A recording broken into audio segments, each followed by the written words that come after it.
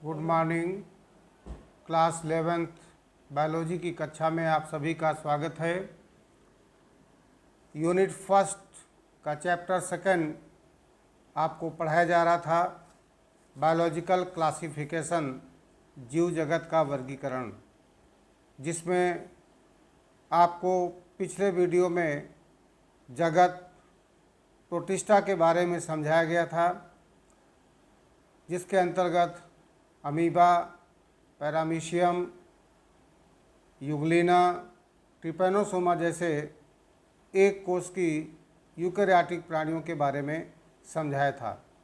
आज इसी कड़ी में किंगडम फंजाई, जगत कवक के बारे में अध्ययन करना है। कवकों की लगभग 1,00,000 जातियां ज्ञात हैं, जो विभिन्न प्रकार के आवासों में पाई जाती हैं। इनमें एक कोष की ईस्ट से लेकर बहुकोषीय और बड़े आकार के टोड स्टूल, पफवाल तथा स्टिंक हार्न आदि सम्मिलित हैं। सभी कवक यूकेरियोटिक और विषमपोषी होते हैं।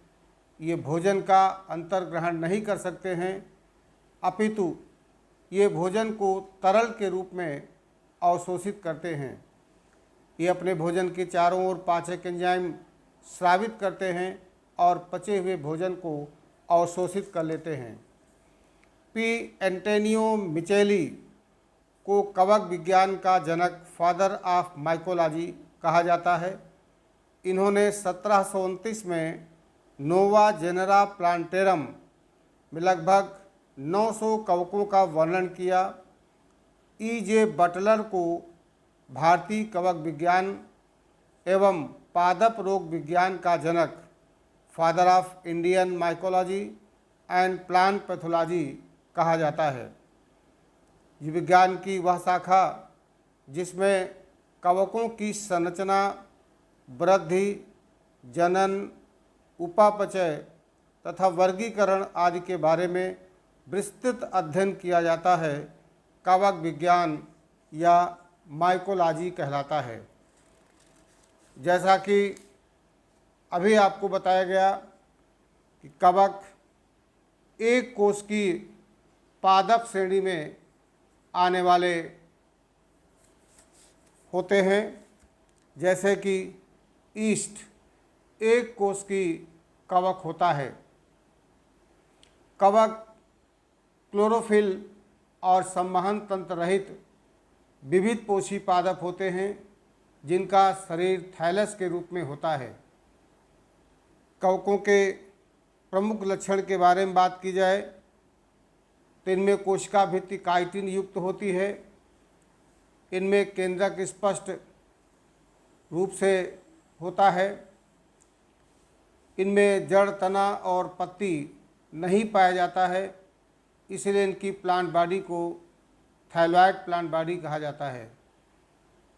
इनके थैलस धागे जैसे हाइफी से मिलकर बने होते हैं और वो कवक जाल बनाते हैं, जिसे माइसीलियम कहा जाता है। संचित भोज्य पदार्थ के रूप में इनमें तेल और ग्लाइकोजन पाया जाता है। अलिंगी जनन बीजाणुओं और लिंगी जनन युग्मकों द्वारा होता है। जैसा अभी हमने बताया कि कवक का अध्ययन वनस्पति विज्ञान की शाखा माइकोलॉजी के अंतर्गत किया जाता है। इसे अब हम माइसिटोलॉजी के नाम से जानते हैं। एंटोनियो मिचेली को कवक विज्ञान का जनक कहा जाता है, जबकि ई.जे. बटलर को भारतीय कवक विज्ञान का जनक कहा जाता है। इनके वास स्थान की बात की जाए तो ये सर्वव्यापी होते हैं। इनमें पर्णहरिम नहीं पाया जाता है, जिसके कारण ये अपना भोजन स्वयं नहीं बना पाते।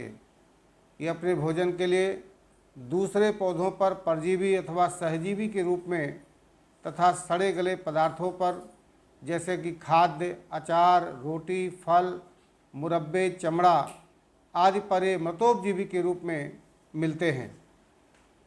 कवक की संरचना कैसी होती है, इसके बारे में यदि बात की जाए तो कवक सूक्ष्म पौधे होते हैं और रचना में अत्यंत सरल होते हैं।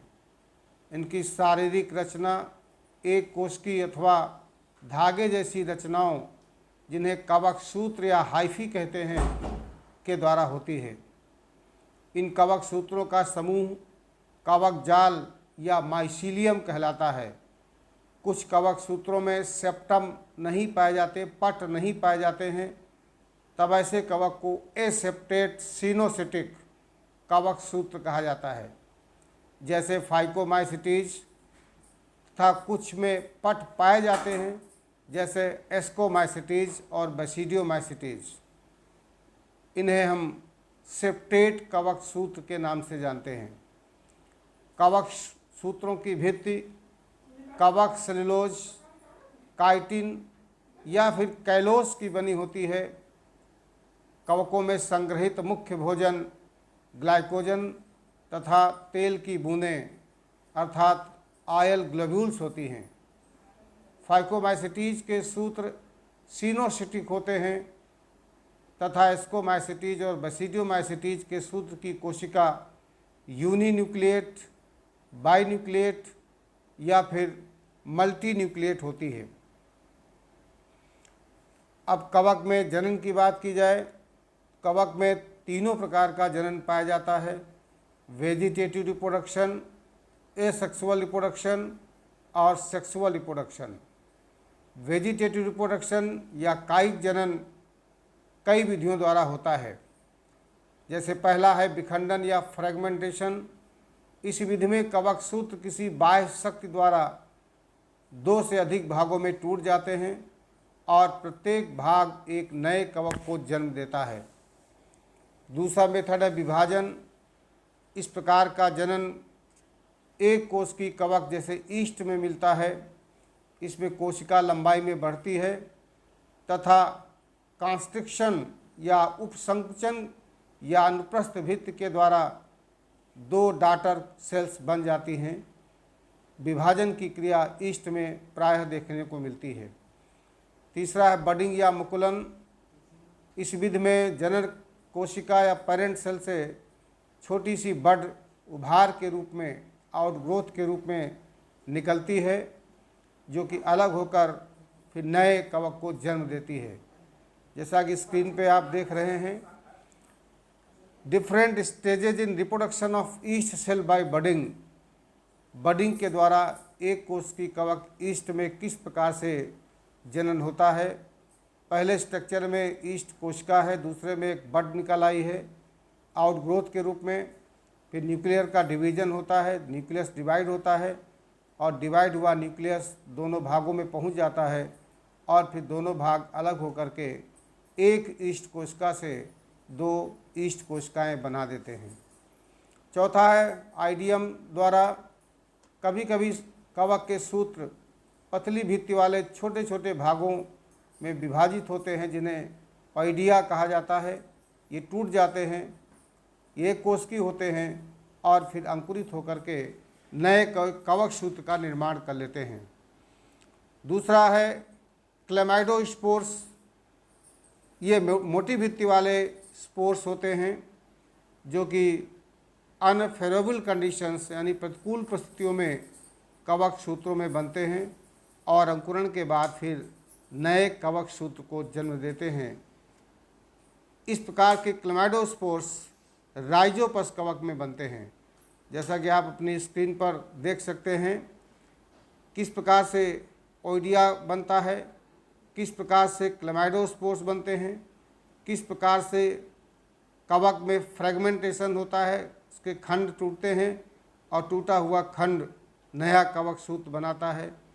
बडिंग किस प्रकार से हो रही है और कवक में फिजन कैसे होता है, टूट करके कई भाग बनते हैं और प्रत्येक नया भाग नए कवक सूत्र को जन्म दे सकता है।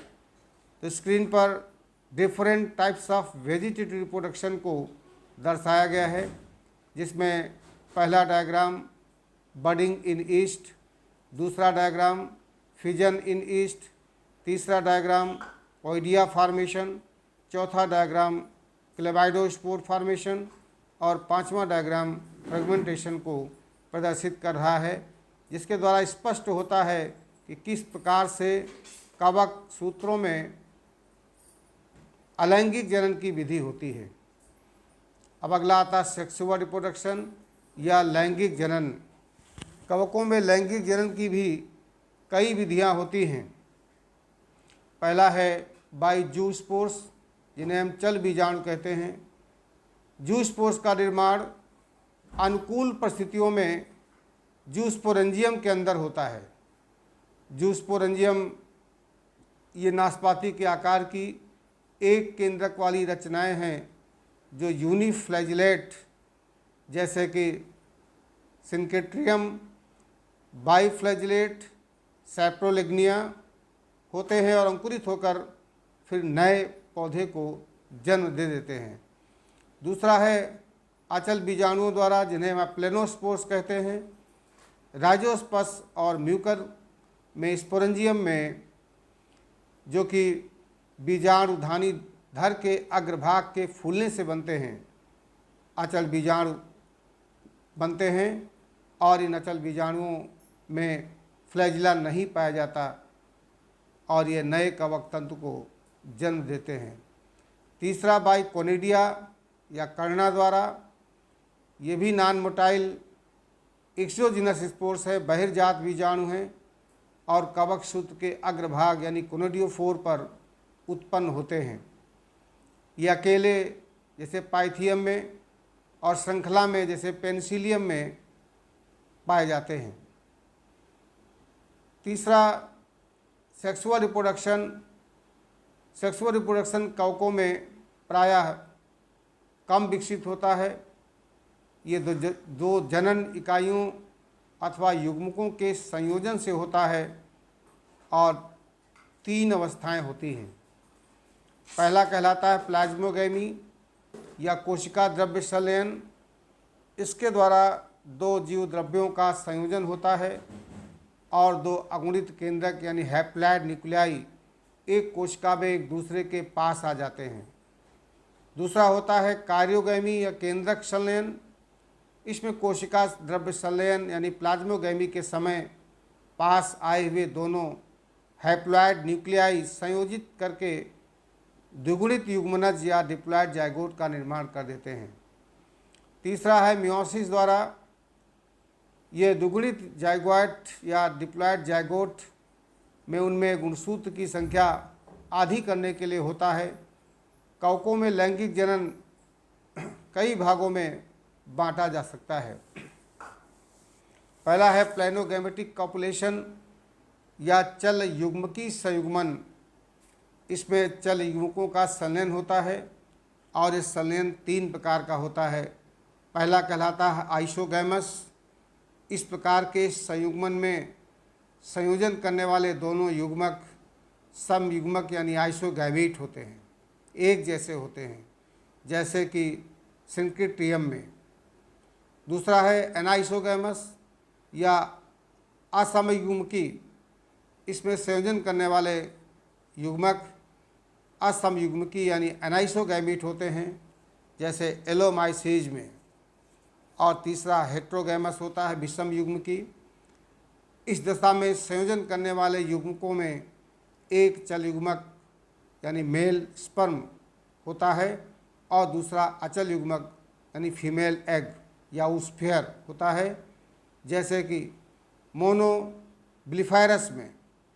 आप तीनों प्रकार के रिप्रोडक्शन के इन पार्ट्स को देख रहे हैं। आइसोगैमस में एक ही तरह के गैमीट हैं जो आपस में फ्यूज करते हैं।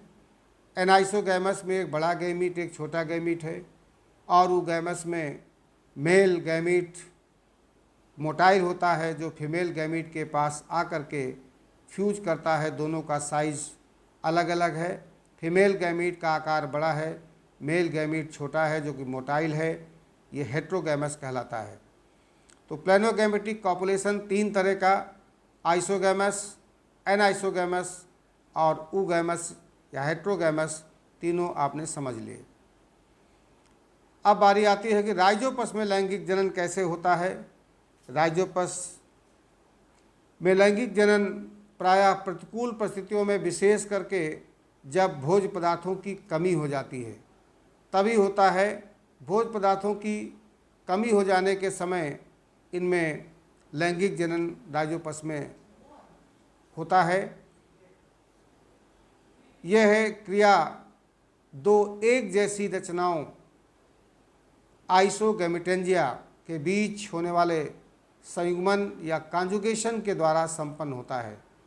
सम युग्मक धानियाँ यद्यपि समान आकार की दिखाई देती हैं, किंतु विषम लैंगिकता प्रदर्शित करती हैं। इनमें से एक को प्लस स्ट्रेन और दूसरे को माइनस स्ट्रेन मानते हैं, अर्थात यहाँ विषम जालिकता होती है, हेटेरोथैलिज्म पाई जाती है। प्रारंभिक अवस्था में जब दो विषम जालिक प्लस या माइनस स्ट्रेन तंतु एक दूसरे के संपर्क में आते हैं, दो संपर्क के स्थान पर दोनों पार्श्वी शाखाएं उभरने लगती हैं और ये पार्श्वी शाखाएं प्रोगैमेटेंजिया कहलाती हैं, कि लंबाई में बढ़ने के साथ सिरे पर फूलती हैं, जो जीवद्रव्य भोज्य पदार्थ आदि के संग्रह से संभव होता है। शीघ्र ही ये फूला हुआ भाग एक शेप्टन द्वारा अलग कर दिया जाता है। इस प्रकार दो भाग बनते हैं। सिरे पर समयुग्मक धानी या संकोची युग्मक धानी, जिसमें बहुत सारे केंद्रक पाए जाते हैं, और पिछला शेष भाग सस्पेंसर या निलंबक कहलाता है। परिपक्व होने पर दोनों युग्मक धानियों के बीच की संपर्क भित्ति नष्ट हो जाती है। इसमें होकर दोनों युग्मक धानियों के संकोची युग्मक यानी सिनोगैमेट्स आपस में मिल जाते हैं, जिससे बना हुआ संयुक्त आकार जाइगोस्पोर कहा जाता है। जाइगोस्पोर शीघ्र ही मोटी भित्ति की परतों से घिरकर कड़ा और ब्लैक कलर का हो जाता है। युग्माणु के अंदर प्लस और माइनस दोनों केंद्रकों के फ्यूज होने से द्विगुणित केंद्रकों का निर्माण हो जाता है, किंतु इनमें से एक द्विगुणित केंद्रक को छोड़कर शेष सभी नष्ट हो जाते हैं और क्रियाशील द्विगुणित या डिप्लॉयड केंद्रक अर्धसूत्री विभाजन से विभाजित होकर 4 हैप्लॉयड केंद्रकों का निर्माण करता है। इनमें से 2 प्लस स्ट्रेन वाले और 2 माइनस स्ट्रेन वाले होते हैं। इनमें से भी अंत में एक ही क्रियाशील रहता है और 3 नष्ट हो जाते हैं। इस प्रकार से आप अपनी स्क्रीन पर किस प्रकार से राइजोपस में हेटेरोथैलिज्म या विषम बीजाणुकता के द्वारा रिप्रोडक्शन हो रहा है, इस लाइफ साइकिल से आप स्पष्ट रूप से देख सकते हैं। माइसीलियम एक प्लस स्ट्रेन का है, दूसरी ओर माइनस स्ट्रेन वाला माइसीलियम है। दोनों माइसीलियम में पहले प्रोगैमेटेंजियम बनता है, उसके बाद फिर ऐसे ही स्टेजेस चलते चलते उनमें आपस में फ्यूजन होता है, जिससे जाइगोस्पोर बनता है। जाइगोस्पोर में मियोसिस होती है, प्रोमाइसीलियम बनता है और उसके बाद फिर स्पोरेंजियम बन जाता है। स्पोरेंजियम के अंदर स्पोर प्लस और माइनस स्ट्रेन वाले बनते हैं। इस तरह से इनकी लाइफ साइकिल चलती है। जैसे ही सामान्य अनुकूल वातावरण आता है, ये जल अवशोषित करके युग्माणु अंकुरित हो जाते हैं। एकमात्र केंद्रक बार बार विभाजित होकर लगातार विभाजन से फिर इनमें नया केंद्रक बन जाता है। इस तरह से अभी आपने राइजोपस में किस प्रकार से लैंगिक जनन की क्रिया होती है, इसको आपने समझा। इसके बाद फिर अब आगे आता है कि कवक को किस प्रकार से वर्गीकृत किया गया है। इनके वर्गीकरण को समझना है। वर्गीकरण समझने के पहले इनके आर्थिक महत्व को भी समझना है। कवक लाभदायक क्रियाएं भी प्रदर्शित करते हैं और हानिकारक क्रियाएं भी प्रदर्शित करते हैं। खाद्य पदार्थ के रूप में कवक किस प्रकार से उपयोगी हैं, इसके बारे में जान लीजिए। बहुत से कवक जैसे एगेरिकस, मार्केला, लाइकोपर्डान, आदि भोजन के रूप में प्रयोग आते हैं। ये प्रोटीन और विटामिन के मुख्य साधन होते हैं। ईस्ट में बहुत से विटामिन पाए जाते हैं, खास करके thiamine, riboflavin, nicotinic acid, biotin इत्यादि। उद्योगों में कवक महत्वपूर्ण भूमिका निभाते हैं। जैसे पनीर उद्योग में, चीज़ इंडस्ट्री में कुछ कवक जैसे पेंसिलियम कोमेबर्टी और पेंसिलियम रॉकफोर्टी इनका उपयोग पनीर बनाने में किया जाता है। इसी प्रकार डबल रोटी उद्योग में सैक्रोमाइसिस सेरेविसी डबल रोटी बनाने में उपयोगी है। अल्कोहल उद्योग में कवक का भी महत्वपूर्ण योगदान होता है। ईस्ट द्वारा हम शुगर के विलयन का फर्मेंटेशन करते हैं, परिणाम स्वरूप एथिल अल्कोहल बनता है। ईस्ट में वास्तव में जाइमेज एंजाइम होता है जिसके द्वारा फर्मेंटेशन की क्रिया होती है। इस प्रकार ईस्ट का उपयोग विभिन्न प्रकार की अल्कोहल्स या शराब बनाने में होता है। रिएक्शन से स्पष्ट है, C6H12O6 जाइमेज एंजाइम में जो कि ईस्ट में होता है की उपस्थिति में एथिल अल्कोहल और कार्बन डाइऑक्साइड बना देता है। बहुत से कवकों से औषधियाँ मिलती हैं जिनका उपयोग हम एंटीबायोटिक के रूप में करते हैं। अलेक्जेंडर फ्लेमिंग ने सबसे पहले एंटीबायोटिक की खोज की जिसका नाम पेनिसिलिन था, और इस पेनिसिलिन नामक एंटीबायोटिक को इन्होंने पेनिसिलियम नोटेटम नामक कवक से प्राप्त किया था। इस प्रकार से कवक औषध निर्माण में, अल्कोहल उद्योग में, डबल रोटी उद्योग में, पनीर उद्योग में और खाद्य पदार्थ के रूप में उपयोग में आते हैं। हम लोग मशरूम का सेवन करते हैं। मशरूम भी कवक होता है जो कि हमारे लिए बड़ा पौष्टिक होता है। कुछ कवक हमें हानियाँ भी पहुंचाते हैं, रोग उत्पन्न कर देते हैं। जैसे एस्परजिलस की कुछ जातियाँ, एस्परजिलस नाइजर मनुष्य में फेफड़े में एक प्रमुख रोग एस्परजिलोसिस फैलाता है। कुछ कवक गले, कान आदि में भी रोग उत्पन्न करते हैं। जैसे रिंगवर्म, ट्राइकोफाइटान और माइकोस्पोरम कवक के द्वारा होता है। कुछ कवक राइजोपस, म्यूकर, एस्परजिलस आदि खाद्य पदार्थों को नष्ट कर देते हैं। इनके बीजाणु वायु द्वारा खुले मुरब्बे, अचार, डबल रोटी, जेली, फलों आदि में कवक सूत्र फैलाकर उन्हें नष्ट कर देते हैं।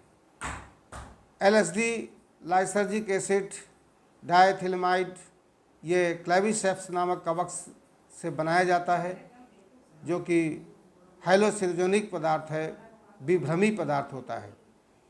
अब बात करते हैं कवक के क्लासिफिकेशन की।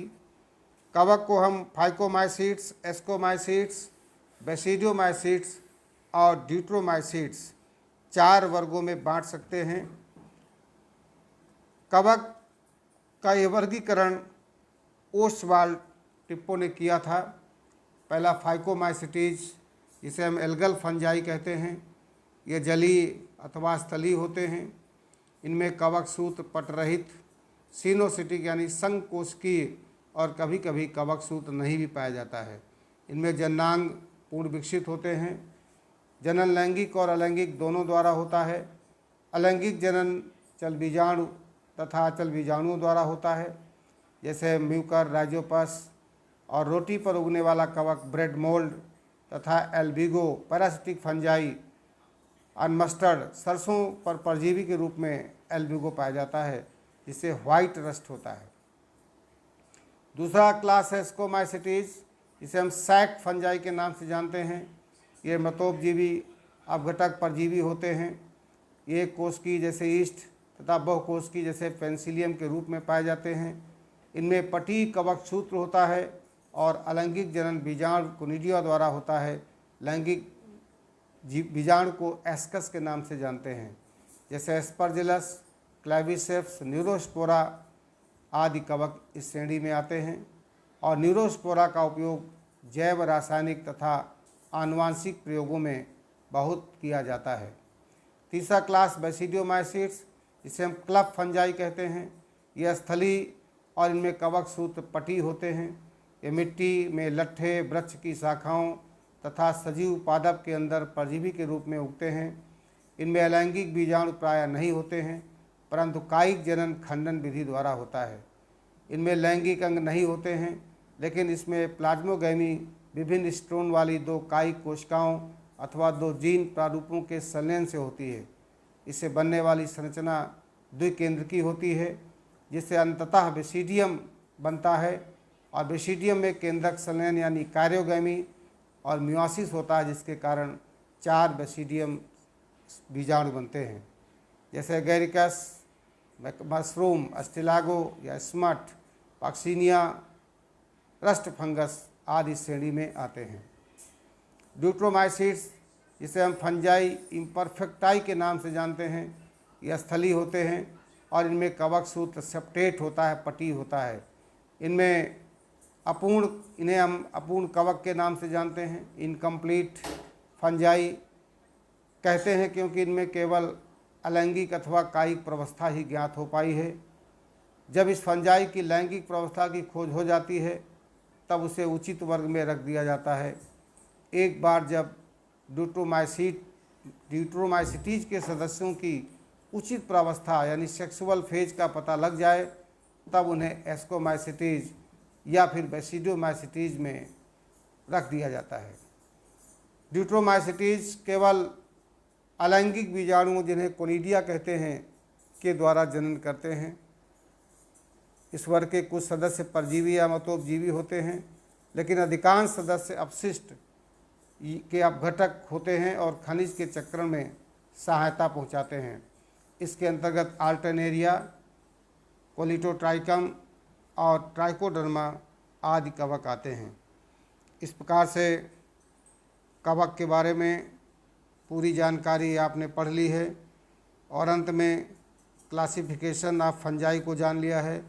इसमें 4 क्लासेस फाइकोमाइसिटीज, जिसे हम एल्गल फंजाई के नाम से जानते हैं, एस्कोमाइसिटीज, जिसे हम सैक फंजाई के नाम से जानते हैं, और बेसिडियोमाइसिटीज, जिसे हम क्लब फंजाई के नाम से जानते हैं, और ड्यूट्रोमाइसिटीज, जिसे फंजाई इम्परफेक्टाई के नाम से जाना जाता है, पढ़ लिया है। तो आज के लिए इतना पर्याप्त है। शेष अगले वीडियो के माध्यम से हम आपको लाइकेन के बारे में बताया जाएगा। जो भी आज बताया गया है इसे डायग्राम सहित अपनी नोट कॉपी में अवश्य लिख लीजिएगा। बहुत बहुत धन्यवाद।